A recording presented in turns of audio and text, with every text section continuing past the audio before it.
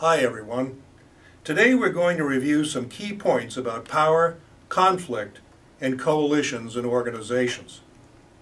As we've learned, the political frame views organizations as arenas in which different interest groups compete for power and scarce resources.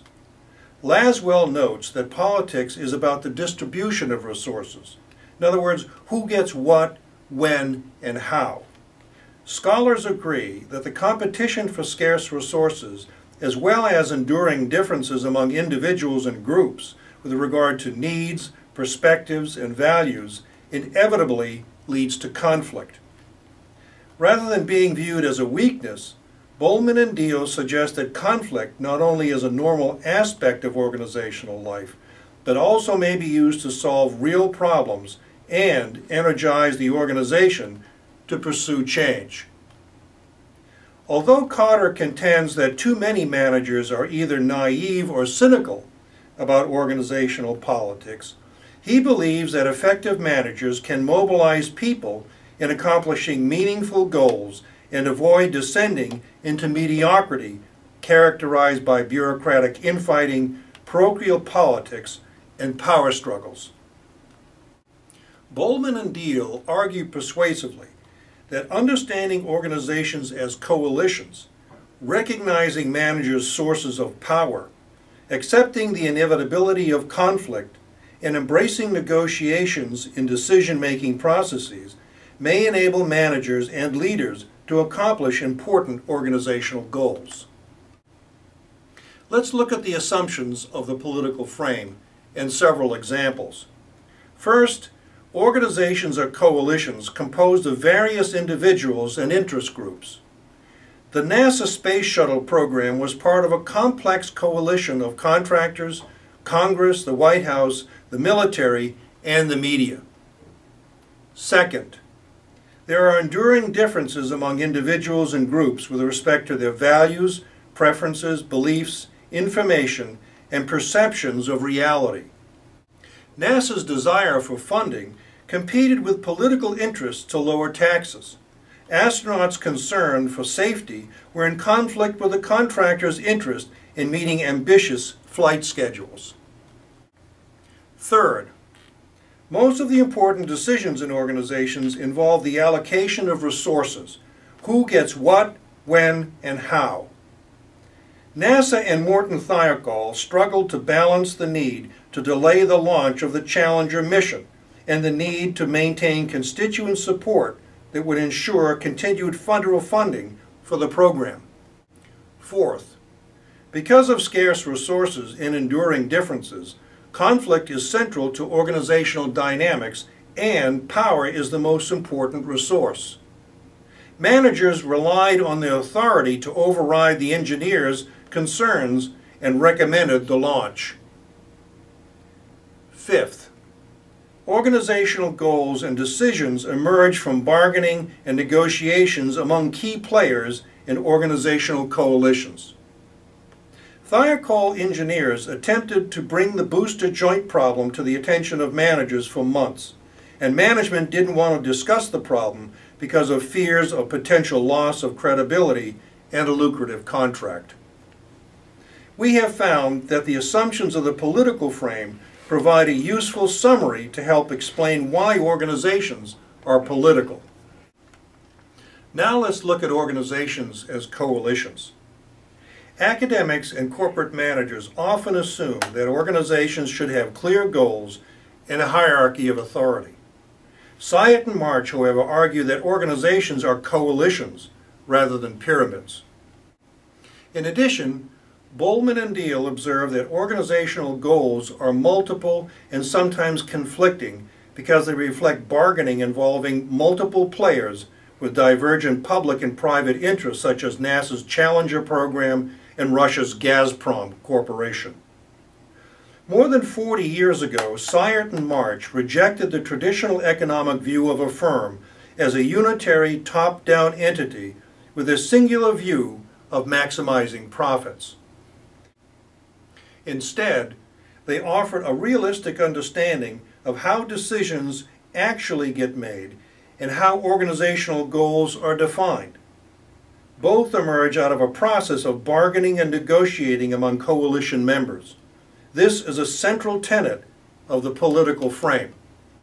Political alliances and organizations form because members have interests in common and believe that they can accomplish more by working together than working individually. To accomplish their aims, they need power. Power is viewed differently in the structural, human resource, and political frames. Let's take a brief look at each. Structural theorists emphasize authority and the legitimate prerogative of managers to make binding decisions. They are viewed as being rational in that decisions are consistent with the purposes of the organization, are monitored to ensure that they are implemented, and subordinates are assessed to determine how well they're carried out. Human resource frame theorists emphasize empowerment, place limits on authority, and focus more on the influence process that enhance mutuality and collaboration. It's implicit that participation, openness, and collaboration will substitute for power. The political frame theorists view authority as one among many forms of power used to control as well as mobilize individuals and groups. Understanding the political dynamics of organizations is facilitated by the concept of authorities and partisans. Gamson discusses two major sources of political initiative: bottom-up, or the partisans, that rely on the mobilization of groups to assert their agendas, and top-down, that relies on authorities' capacity to influence subordinates. Let's take a look at each. Authorities are the targets of political influence, are the agents of social control, and maintain their formal position as long as they are either feared or respected by subordinates. If authorities are too evil or incompetent, partisans will risk to wrest the control from them. If partisans trust authority figures, they will accept and support them when they're under attack. Partisans. Any member of a coalition is a potential partisan and may exert bottom-up pressure on authorities. Dissatisfaction may lead to long-term mobilization of opposition to existing authority, such as industrial trade unions and the civil rights movement of the 1960s, or more rapidly, as was the case in Eastern Europe and in China. As we've learned previously, French and Raven described a wide array of sources of power that may be used by both authorities and partisans, including position power, or authority. An official position in an organization will confer certain levels of legitimate authority, including the president, the principal, or the superintendent. However, it is seldom adequate to do the job. Effective managers and leaders understand the need to address the power gap. Control of rewards. The ability to deliver jobs, money, or political support brings power. Coercive power. The ability to constrain, block, interfere, and punish brings power. Information and expertise. Knowledge is power. Those who have expert knowledge can solve problems and have power, including IT experts, marketing experts, and others. Reputation.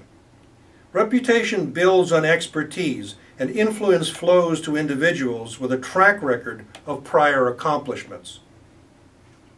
Personal power, or referent power.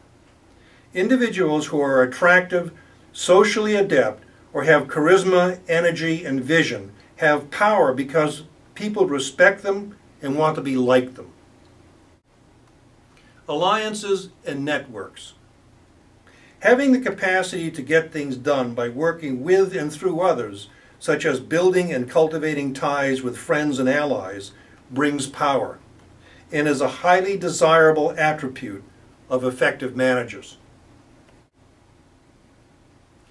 Access and control of the agenda. A byproduct of networks and alliances is access to decision arenas. Individuals who are at the table have their interests addressed more often than those who are not. Framing or controlling meaning and symbols. Establishing the framework within which issues may be viewed is important. Opinion leaders may shape meaning, articulate myths that express identity, beliefs, and values that may convince others to accept and support things that may not be in their own interests. Organizations and societies differ in how power is distributed.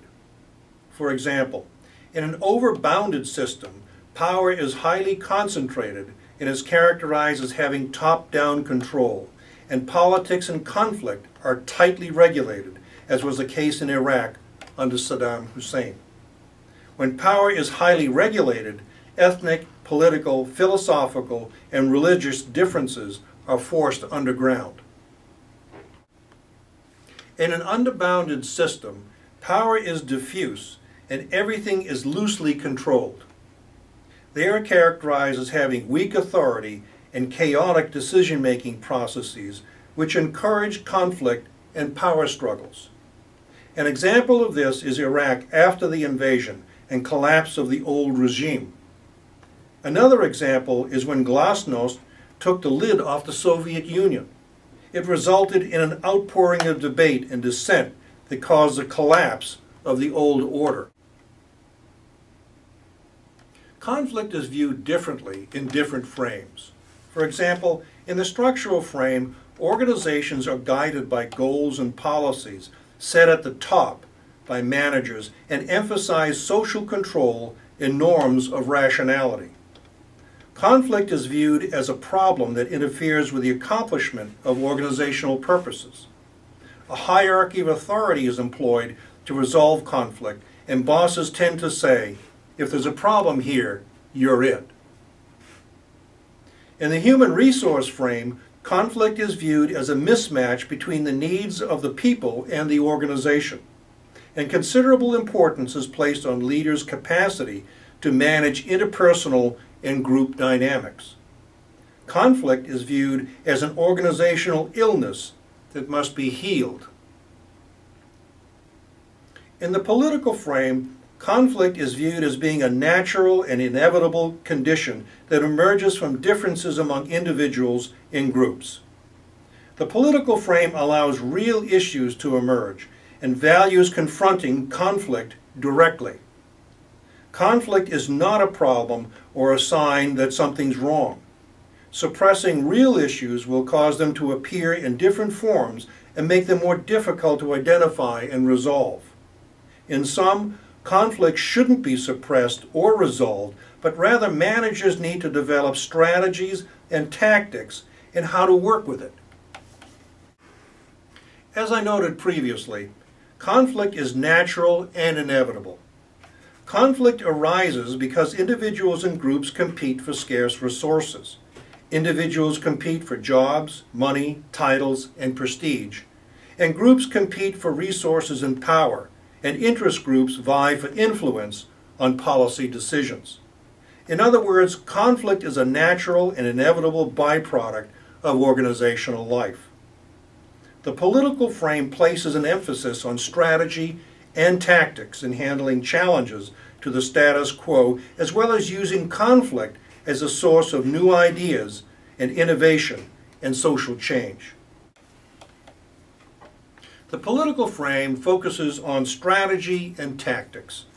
Organizations can have too much or too little conflict, and thus managers and leaders should learn to regulate its intensity depending on the situation. Badly managed conflict may be destructive and lead to infighting and power struggles, as was the case in the Challenger and Columbia cases. When conflict is handled well, it can stimulate creativity, innovation, and adaptive thinking. Now let's look at the forms of organizational conflict. Conflict typically occurs in the boundaries of groups or units. For example, horizontal conflict may occur in the boundary between departments or divisions, whereas vertical or hierarchical conflict may occur at the borders between levels of an organization. Cultural conflict may occur over differing values, traditions, beliefs, and views on gender, race, and lifestyles evident in the larger society. In addition, disputes may occur between management and worker cultures within the organization. The most important challenge to managers is to recognize the nature of conflict, manage it using negotiating skills and alliances that enable the organization to move forward. Notions of power, self-interest, conflict, and political games are often accompanied by images of dog-eat-dog corporate jungles that are unregulated and brutish places where value and ethics are irrelevant. Recent corporate ethics scandals have reinforced widespread suspicion that managers are morally challenged. Managers often learn that getting ahead is a matter of personal credibility, which comes with doing what is socially and politically correct. Although the notion of correctness is deeply embedded in the organization, both managers and organizations need to develop constructive ways to engage in the political game. For example, constructive politics may ensure that although assessments of individual performance are subjective, they are not destructive. And advancement depends on doing good work rather than what is politically correct. Organizations can't eliminate politics, but they can influence the kind of politics they have. In conclusion, the political frame sees a very different world from the traditional view of organizations. Traditional organizations are hierarchies run by legitimate authorities who set goals and manage performance. In the political view, organizations are coalitions whose goals are determined by bargaining among multiple contenders. Although politics can be nasty and brutish, constructive politics is possible and necessary for organizations to be effective. Thanks.